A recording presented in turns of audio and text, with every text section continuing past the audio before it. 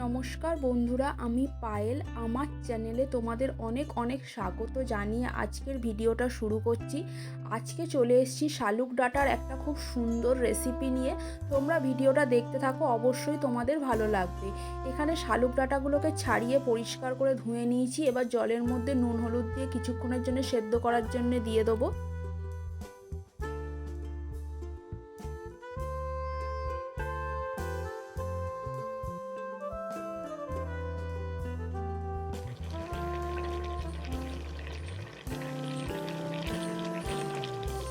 শালুক ডাঁটাটা এখানে খুব ভালোভাবে সেদ্ধ হয়ে গেছে। এবার একটা চুবড়ির মধ্যে ঢেলে দেবো যাতে জলগুলো ঝরে যায়।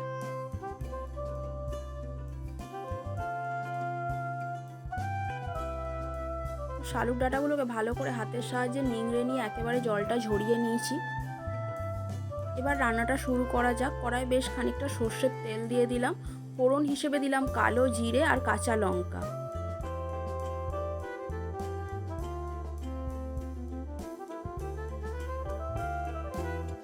তো এবার দুটো মিডিয়াম সাইজের পেঁয়াজকে কুচি করে দিয়ে দিলাম। এবার তেলের সাথে ভালো করে ভেজে নেবো পেঁয়াজটাকে। আমি এই রান্নাটা যেহেতু চিংড়ি মাছ দিয়ে করব, চিংড়ি মাছে নুন হলুদ মাখিয়ে নেবো, নিয়ে পেঁয়াজের সাথে ভেজে নেবো।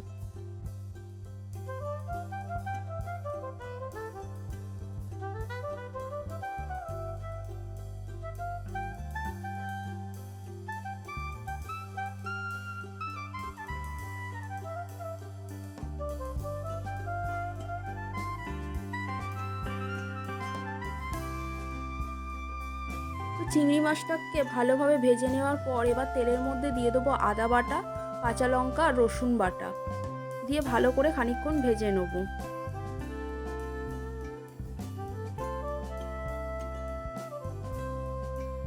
এবার স্বাদ মতো নুন দিলাম আর হলুদ দিলাম, দিয়ে একটু নেড়ে চেড়ে নিলাম।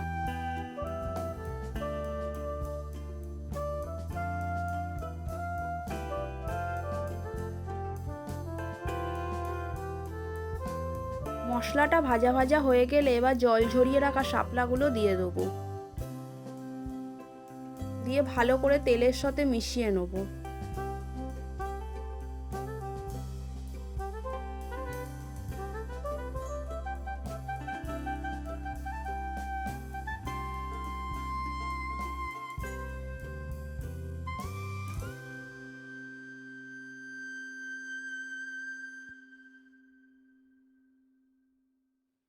এবার দিয়ে দিলাম কাশ্মীরি লঙ্কার গুঁড়ো, শুকনো লঙ্কার গুঁড়ো দিয়ে ভালো করে মিক্স করে নেব।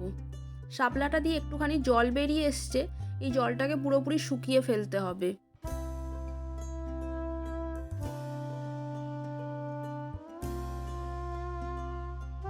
এক চামচ চিনি দিয়ে দিলাম, দিয়ে ভালো করে মিশিয়ে নেব।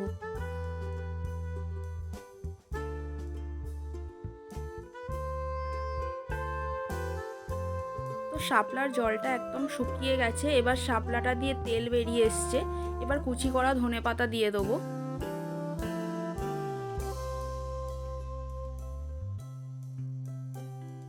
ধনেপাতা দিয়ে খানিকক্ষণ শাপলাটা ভালো করে নেড়ে চেড়ে নেবো, দিয়ে ফ্লেমটা একবার বন্ধ করে দেবো।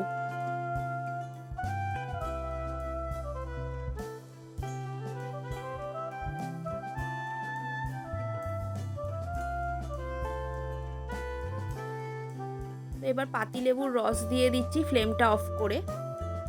এরপর একবার খালি ফ্লেমটা জ্বালিয়ে নিয়ে ভালো করে লেবুর রসটা দিয়ে মিক্স করে নেব। দিলেই আমার রান্নাটা একেবারে রেডি। তো আমার রান্নাটা এখানে একদম কমপ্লিট হয়ে গেছে। এবার এটাকে একটা অন্য জায়গায় ঢেলে নেব। তোমাদের রেসিপিটা কেমন লাগলো অবশ্যই জানিও কমেন্ট করে। ভালো লাগলে লাইক করো, শেয়ার করো। আর যারা চ্যানেলটা এখনও সাবস্ক্রাইব করোনি অবশ্যই করে দিও। দেখা হচ্ছে নেক্সট ভিডিও। টাটা, ততক্ষণ সবাই ভালো থেকো।